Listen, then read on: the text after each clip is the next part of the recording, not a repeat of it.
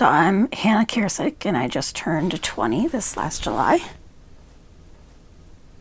So when I was 16, I was diagnosed with juvenile myasthenia gravis, which is a neuromuscular autoimmune disease.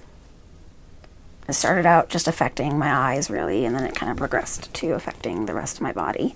And a couple of years ago, I was moved into the refractory category, which means that a lot of the treatments don't work for me. My doctors in California that work with my doctors here in Minnesota have recommended for me to undergo an experimental bone marrow transplant as my best course of, living. We knew that I was going to for sure need a transplant in March of this year, so that's how long we've been kind of going back and forth with insurance to get approval, and no luck. So, yeah. There was a clinical trial in Chicago, but that trial got shut down.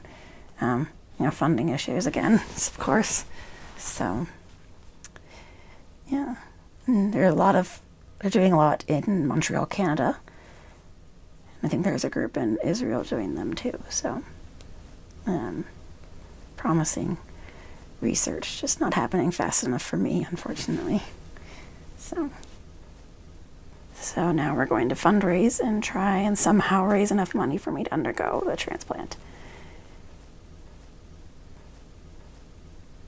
I think that facing the prospect of mortality and the probable, what will happen if I don't get the transplant and things at age 20 was definitely changes everything.